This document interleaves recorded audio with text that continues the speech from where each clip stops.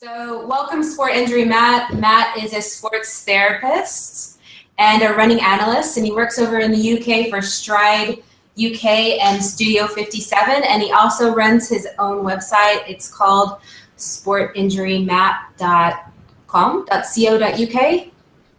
Yeah, co.uk. Yes. There we go. Matt, you want to introduce yourself and tell us a little bit more about you? Okay, so yeah, thanks, Laurie. Thanks very much for inviting me along. You've basically summed up most of my life at the moment. I work with not just runners; they're predominantly runners, but I see a lot of other people from both sports background and just everyday occupational injuries and pain. And yeah, so we here in the clinic we see especially this running season now, around 100 runners more or less a week coming in and going out. It's not all injuries. Often it's people who are trying to reduce the risk of injury as much as possible and do things to try to improve performance. So we love to try and get people before they're injured. That's something we do always try and do, rather than just wait until they're here and then try and fix them. So yeah, that's what I do. Running myself when I can fit it in. Obviously, ironically, the busier we get here as it gets to run season, there's less time for us to actually go out and do running. But I try to listen to my own medicine and make some time. I've got a 18-month-old child, so sometimes that's slightly hindered. But I do go out and run with him 3 times a week or so. And then I get a long run in for myself. So. Yeah, and what would you say is your favorite distance these days? My background is in half marathon. I always jokingly said the only marathon I would do would be Brighton Marathon, my hometown, thinking that we'd never get permission. And one year suddenly we did get permission. So that's when my marathon distance started, and I had to basically eat my own words and do that distance. I get a massive kick out of the atmosphere and helping people through it. I think it's a wonderful challenge, but personally myself, I like those 13.1 miles where you can for me personally, after 3 hours my mind starts wandering and I'm like, I've got other things to do now, but I love putting people through a marathon, so it will always be that massive kind of challenge, which is great to be part of. Yeah, and you also coach and work with a large group of long distance runners over there in the UK. Is that correct? Yeah, definitely. Like I say, a marathon is still the distance which people want to achieve, whether rightfully or wrongfully. So yeah, we have seasons where we'll take people out for summer training or winter training, working them up from, in some cases, people who haven't run for more than half an hour all the way to those, 26.2. Great. We do that too over here. And we have a lot of runners that are lately interested in trails in addition to these long distances. Do you have some runners over there that are doing that as well? Oh, definitely. I mean, where we are situated, we've got the best of both worlds. So we're right on the seafront. We've got a beautiful long promenade, it's always full of runners. There's more runners than pedestrians down there, which is great. And then we're also next to a big piece of land called the Downs, which stretches for miles and miles. So it's really useful for us because generally we kind of recommend for a lot of runners try and get a mixture for reasons we may well talk about later on, just to expose the body to different forces. But then also there's some people who science hasn't quite worked out yet. Their bodies are better designed to run off road, and there's other people who are better to run on road. So a lot of the time what we do here is just remind people that we're all individuals, even though we all love running, and it's about finding what your body likes. And cracking on with that rather than trying to do what you've read in a book or someone else does. And that forms a lot of the kind of help that we give people. Yeah, sounds like sound advice. And earlier you had mentioned that you really like to get runners in before they're injured. So what are some of the tips and the advice that you would give to a runner on what they can do to reduce injury or to not get injured, hopefully? So I think there's often the wonderful thing about running is there's a lot more people over here. You probably have a similar thing, like it's Couch to 5K. It's quite but it's building up a lot of fame over here because it does help to get people off the couch, which is fantastic. It's obviously the biggest obstacle a lot of people have. But what we try and do is get involved with them and get them to see us before they start running into problems. A lot of people think that obviously as kids we ran and you just get up and run, but running a certain distance, depending on your body and your history, is a skill. It's like any other sport, or like trying to learn a musical instrument, and running's no exception if you want to add that time and frequency on. So we do a lot of presentations, and we've worked with the NHS over here to try and remind people when they're going to Couch to 5K that it's not just a case of getting out the door and running. There's a certain level of fitness you're going to need to be able to do that. There's a lot of ancillary exercise which can help you. And also then there's, once upon a time, a coach used to be something that was only associated with elite runners or, serious runners.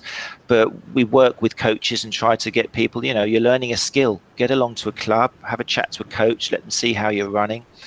There's no one perfect way of running, but there's certain traits we know amongst the most successful running styles which will help you out, which could potentially reduce injury and help your performance. So from day one, if you've got the confidence now to get out the door and run, that's fantastic, but go and get some help, get some support from a running coach now, rather than wait until later and you've picked up maybe potentially bad habits or myths and misconceptions that surround us every day. And we have a lot of these, I've worked with a lot of runners who have actually tried Couch to 5K or Couch to 10K. And do you find that these programs progress a little bit quickly, typically, for most runners? I think the problem is with any system or method or approach is everyone needs to realize that you can't have a one-size-fits-all nature. So like the Couch to 5K here has an app, and there's like an earphone where you have a little voice telling you what to do. Now speed up, now slow down, which is great, and it gives a lot of people motivation. But above all of that, you have to know that if your body's complaining or your body's not, if your body's not suited for what you're being told to do, you've got to have the confidence to actually stop or slow down. And sometimes the other way, some people are able to do more than maybe it's on the program. So it's knowing that, just the same as a training plan, it's not written in stone, it's written in pencil, and you've got to have the confidence to adjust it where need be. Mm-hmm.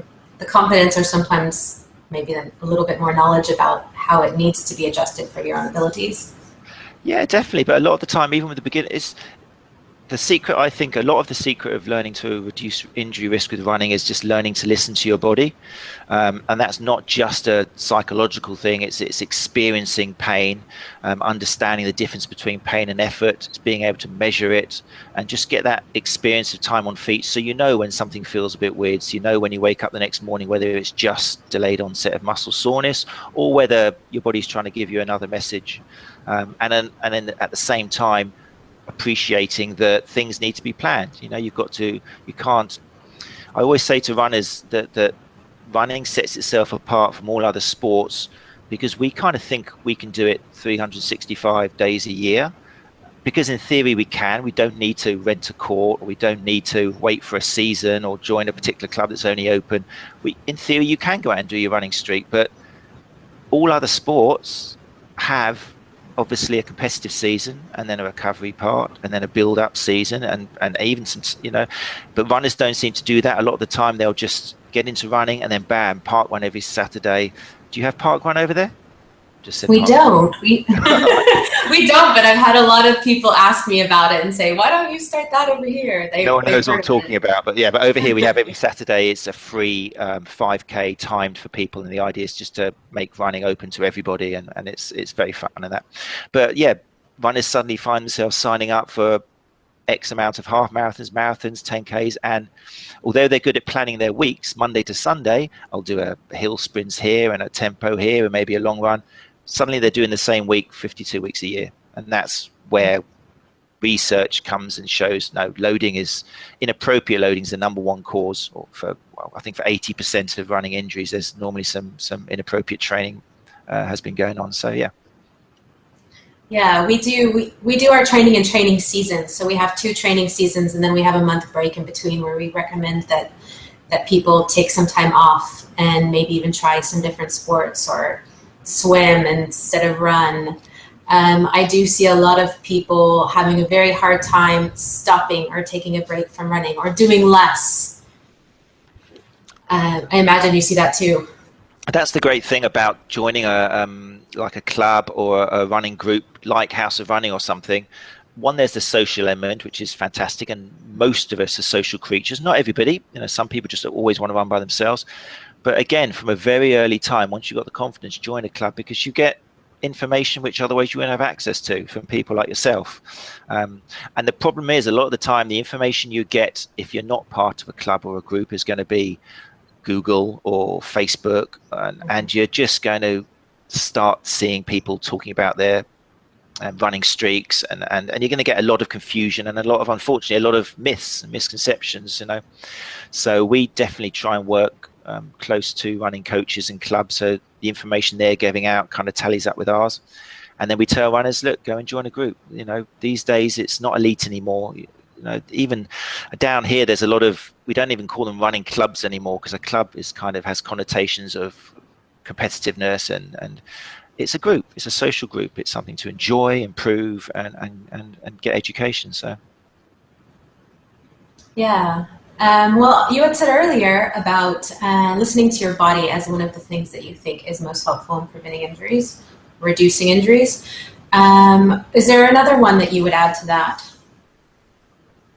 I think also it's a case of planning. So not just looking at your week, like I mentioned before, it's looking at what you're doing in a month and during a year. So that's another very good way of monitoring your load, because ultimately injury is because 9 times out of 10 you've overdone it, you've overloaded the tissue. So keeping an eye on what your year looks like as well as your week is a big one we do. And as the research shows, it's just education.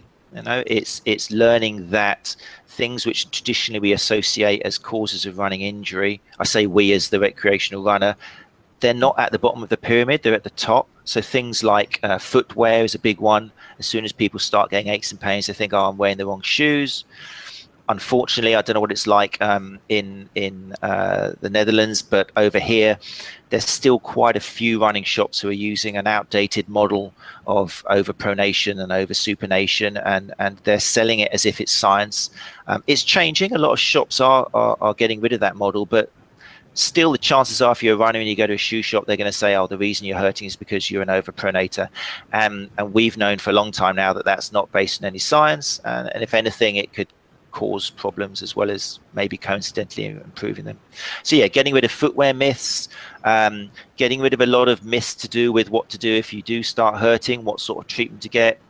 There's still a lot of no pain, no gain therapy going on, where you'll go along with a pain and the therapist rubs you really hard and creates even more pain. So thanks to kind of modern science, we know a lot more about pain. It's still very complex, but we know that you can't fight pain with pain. So things like foam rolling, the number of times I get people coming in here who have been combating a pain by torturing themselves on a foam roller, rubbing the hell out of their IT band, and it's only when they sit down and I say to them, so just to check, this really hurt while you were doing it? Oh yeah, it really hurt. And you think this is going to make things better? Well, yeah, because I'm breaking up the knots underneath. And I'm like, no, you're not.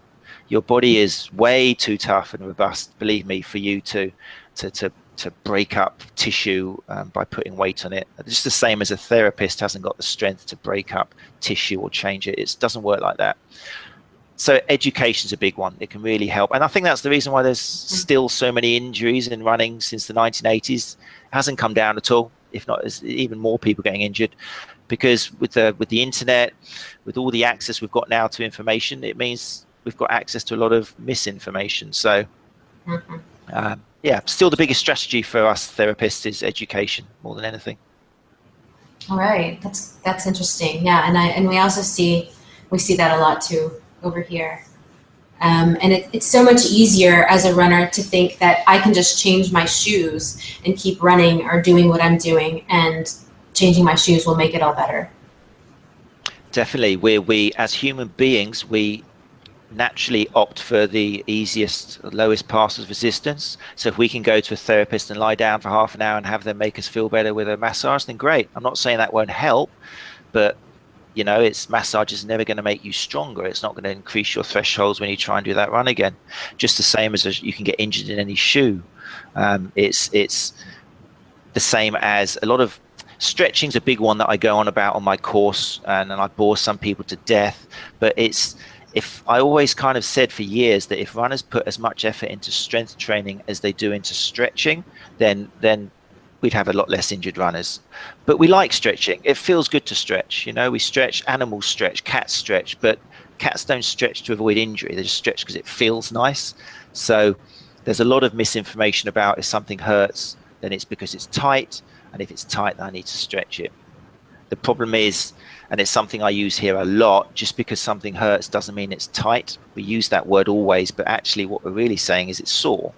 And why is it sore? Because it's tired. It's unable to do what you asked it to do. So what do I need to do? Well, I need to strengthen it, calm it down and strengthen it. Stretching doesn't come into it half as much as people would have you believe. Or strengthen it so that it doesn't get tired as quickly.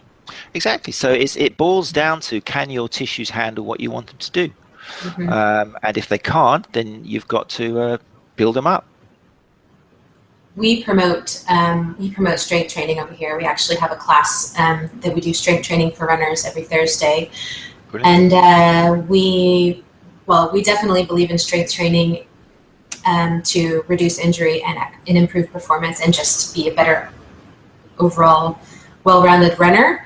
How often do you recommend doing strength training in a week for somebody who's, say, running somewhere between 2 and 4 days a week?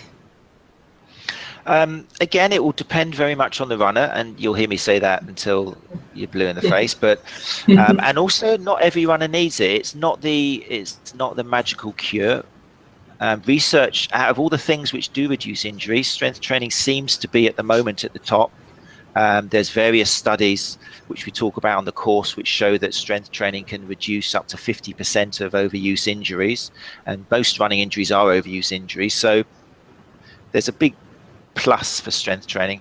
Most runners, if they come to me with some sort of issue, then I try and start them off with, depending on the nature of the issue, but I try and propose maybe 2 half-hour sessions a week. Obviously, it's got to fit into their lifestyle. I want to make sure I'm not stressing them out too much. A lot of the time, people will think when you say strength training, then suddenly they need to go to the gym 3 times a week for an hour and a half. It's not. It's like maybe 25 minutes twice a week with some specific exercises and a way of executing them that suits them. And that, in our experience, anecdotally and also research, it's supported. It's good. It brings down, it raises your tolerance and brings down the risk of injury. Mm-hmm. And what about those runners who are looking for a little bit more performance? They're interested in injury reduction, but also performance. Performance is always a tricky one because it's both in studies and looking at it clinically, because it's so difficult to rule out other factors. But that said, I think one of the things, again, in terms of education is teaching runners that it links in with the stretching thing. I use the analogy of a spring. So do you have slinkies over there? Do you have slinkies? Yes, we do. Yeah, the slinky with the step. Yeah. So if you want to be a great runner, then your springs, they don't want to be like slinkies. You're not looking for this massive, mobile, flexible spring. You're looking for a spring like that you'd find in a car, which is tight, which is like difficult to push. But when you do push it down a little bit, the recoil is huge. And that's the analogy we use with runners. If runners realize that actually running depends on a certain level of stiffness in the muscles and the tendons, it sounds like a dirty word, but you want me to get less flexible. But then we use kind of in the presentations I do, I use our probably most famous runner, Paula Radcliffe, as an example. She's still got the female world record for marathon distance, and in her training for that 2:13:24, whatever it is, she actually lost flexibility in her sit and reach test. She became less flexible. And at that point, normally in the presentations, there's like a sharp intake of breath. They go, oh, surely not. She became less flexible and a better runner. But research shows that elite runners actually have less flexibility. Flexibility isn't a skill. Okay, if you're going to be a better runner and you're going to have more elastic recoil in the muscles, then you're probably going to lose a certain amount of flexibility because your springs are getting stronger and more responsive. And that's, again, potentially where weight training helps. It improves the stiffness in the body. So I'm guessing you would recommend strength training over yoga for a runner. Well, it's an interesting one with yoga. And I was chatting to a yoga teacher who we work with today because in my view, I like to work with yogas who very much stress the fact that yoga isn't about just trying to increase flexibility. Flexibility is not, if I had a t-shirt at the moment, it would say flexibility is not a skill. Okay, unless you plan to kick people in the head because you're a martial artist or you're a ballet dancer or something where you do need extreme ranges of motion, running doesn't take that much range. Okay, you don't need much more range to run than you do to walk. Okay, so the idea that we need to improve our range to run is not based on anything. Yoga is more about actually mobility, so it's more about control. It doesn't matter where you're getting to, it's the control you have during that particular movement. And that's what I was checking with the yoga today, because she was very much, yeah, that's exactly what it's about. You're not trying to get further and further each time, you're trying to have more control.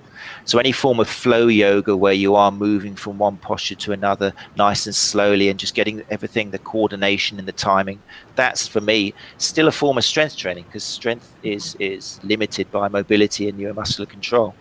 So it depends on the definition of yoga and what the teacher's what their goal is for you. Yes, there are definitely a lot of different practices out there. Yeah, which is again part of the problem.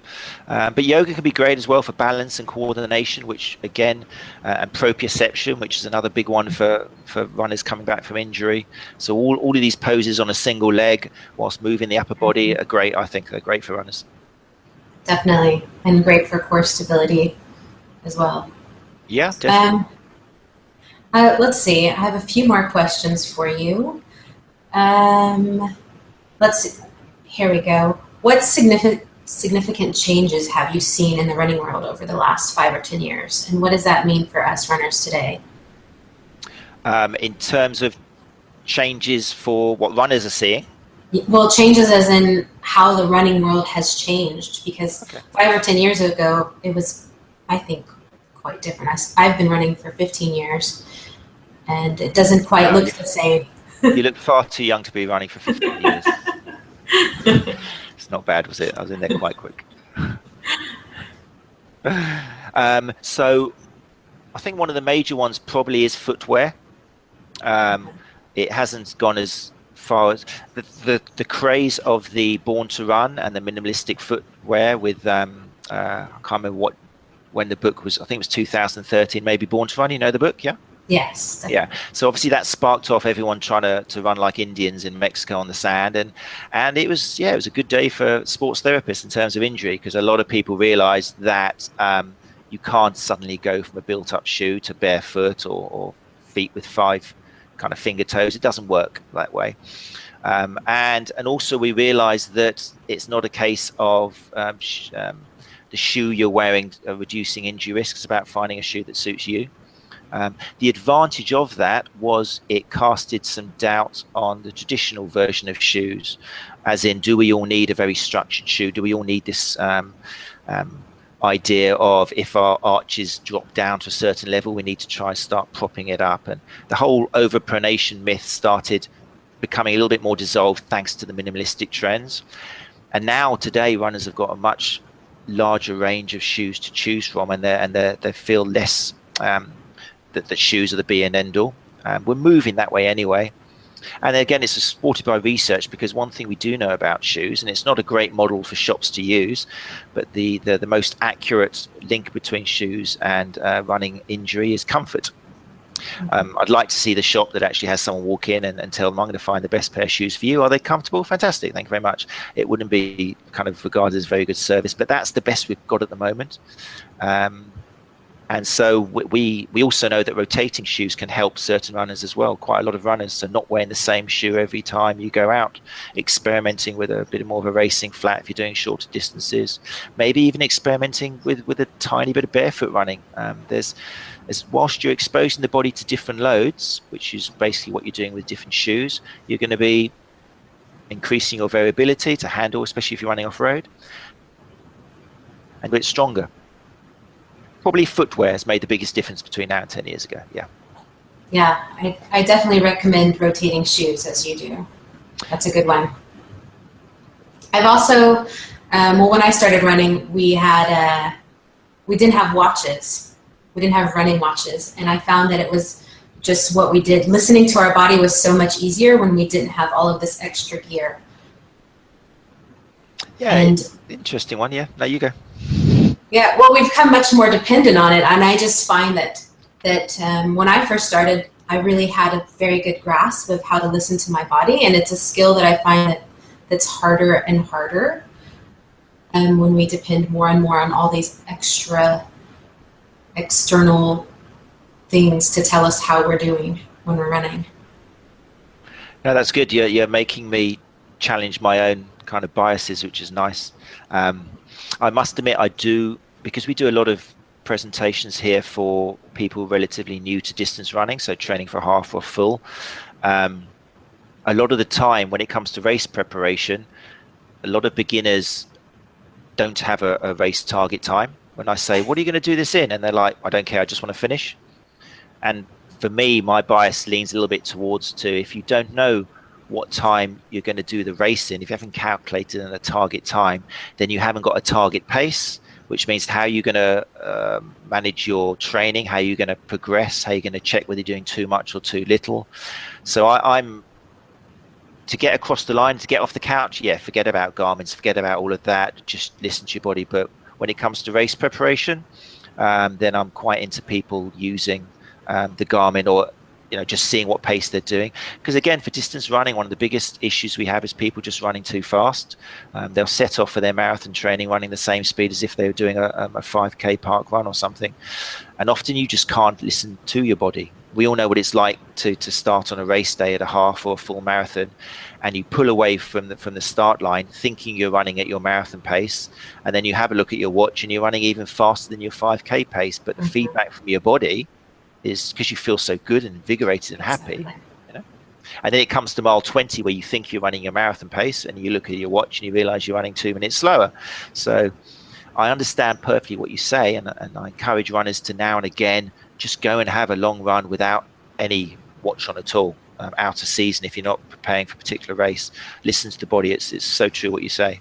But when it comes to race preparation, use that data. Of all the apps and stuff that are out there, and I think there's a little bit too much out there now, too much kind of feedback for runners. I still think pace and potentially cadence as well, if you're coming back from injury or maybe trying to improve performance, is a good feedback as well. Yes, well, we use watches in our training, but I usually try to say don't become a slave to your watch and give yourself a break from time to time to allow yourself to really understand how to listen to your body and not depend on. Yeah, I'm going to start telling more runners the same thing now. I've heard you say it. It makes a lot of sense. I'm making notes. I'm writing notes. Remember I'm going to do a listen to Laurie corner on my website. Yeah. Well, it's been great talking to you. I'm sure you have a lot more to share in the workshops that are coming up in January. Do you have a few more things you'd like to share about these workshops that you'll have? No, apart from just come along. It's going to be great. It's great interaction. Just the same as I've learned from you today. I've made some notes here. I learn from every single attendee at my workshops, because the one important thing about us as therapists is listening to our clients or patients or runners, and then that helps us develop and evolve by learning about different experiences. But yeah, I'm really looking forward to coming there on the 21st, 22nd, is it? Yes. And having a run. What's the name of the park? Is it Hondel something or Vondel Park? Vondel Park. I've been looking at that on Google, and it looks beautiful. So I'm looking forward to having a run around there, and looking forward most of all to meeting your runners. I've been following the Instagram House of Running, and it looks like you will have a great time. Yeah, you're inspirational. Yeah, it's lots of fun. So great. Well, thanks for taking your time to share your thoughts with us about injury prevention and performance. Or actually, I should say injury reduction, because I remember you pointing that out, that was an important one. Yeah, it's a little bit semantics, but I like getting away from injury prevention, because as runners trying to improve ourselves, we're going to get injured. There's no way you can prevent injury, because we're not really totally sure what causes it. But there's definitely things you can do to reduce the risk of injury. Great. Well, I hope that our runners will come out and meet you in January, and we will see you soon. Thanks for joining me. No problem. Bye, everybody.